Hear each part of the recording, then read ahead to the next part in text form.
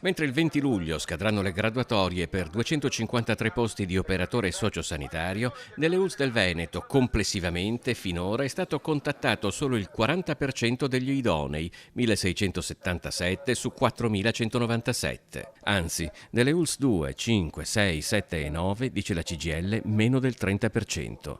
Assumere, assumere subito è la richiesta che una delegazione della funzione pubblica della CGIL del Veneto ha portato assieme a un presidio in Campo San Tomà a Palazzo Balbi, all'assessore alla sanità Lanzarin. Si è detto per 2 anni dopo il Covid che le persone non volevano più fare i concorsi, che non si trovavano le figure degli infermieri, dei medici e degli operatori sociosanitari.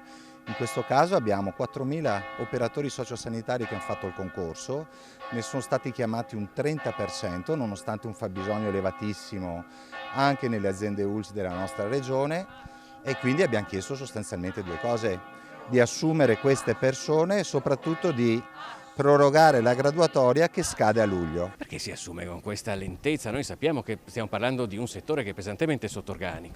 Sì, c'è sempre un po' il solito un po' alibi, un po' verità, che è quello del tetto di spesa del personale, cioè le aziende, noi in Veneto spendiamo 3 miliardi e 100 milioni per il personale sanitario e quindi c'è sempre questo vincolo che frena un po' le assunzioni.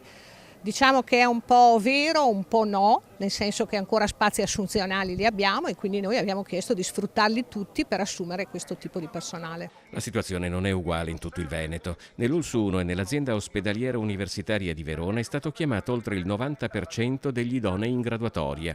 Altrove invece si patiscono carenze di organico. Fabio De Plano lavora a Treviso. Noi siamo 683 idonei e ad oggi ne sono stati chiamati solo 215 sull'ULSS 2 di Treviso. Tanti colleghi mollano perché non ce la si fa più a livello sia fisico che psicologico. Irene Pistolato è di Mestre ed è in attesa. Mancano pochi numeri, stiamo aspettando la chiamata che è molto a rilento, anche se c'è una grandissima richiesta di operatori, infermieri e medici.